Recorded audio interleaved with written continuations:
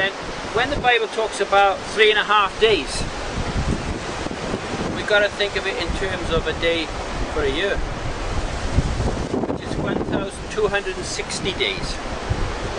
I translated that as years. And if we take that from Constantine, for instance, 325,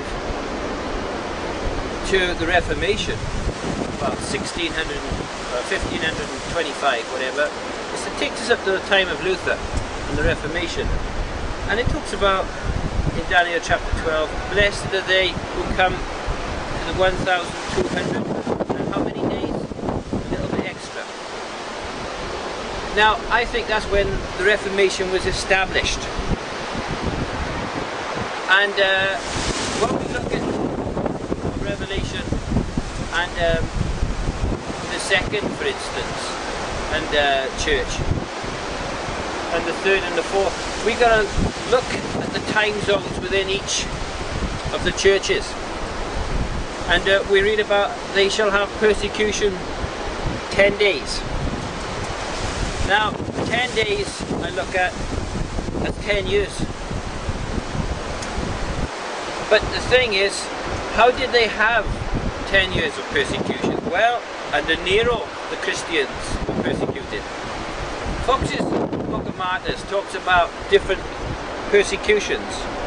And the thing is, in 64 AD, of course, the church was persecuted, and we know about the persecutions where they were thrown to the lions, etc.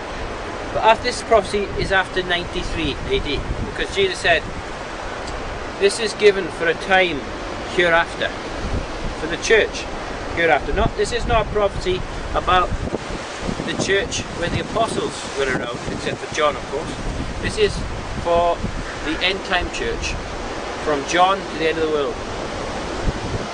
It talks about another time zone, which is 5 months, which is 150 days, or 150 years, when of course the beast was to come out of the pit, etc. All these different types of time zones. You know, the creature came out of the pit, ascended, and so on, and they had the hair of the woman and the breastplate of iron, you know, all that. Again, that, if we look at that as prediction of aeroplanes, aeroplanes were designed and were flown at the end of the 1800s. We're now into this 20th century. We're now into 2000 odd.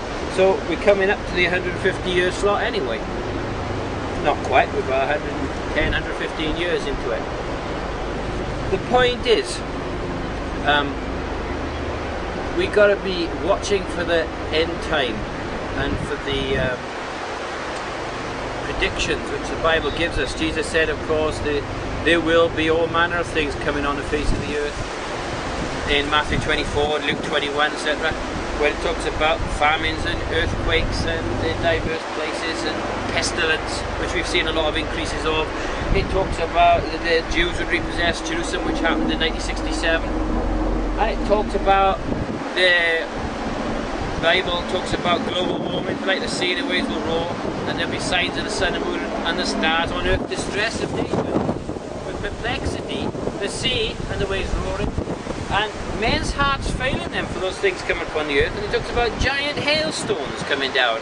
Now I think the giant hailstones, they are bombs. So it says they blaspheme God day and night.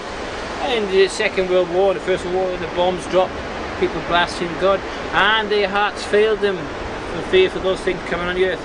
With tornadoes, of course, you get people's hearts failing them as well. And these great big hurricanes and cyclones, people's hearts are failing them now. They're getting stronger and more intense. So those things are coming on the earth. There are destructions, there's earthquakes. Men's hearts failing them for fear for those things coming upon the earth with earthquakes.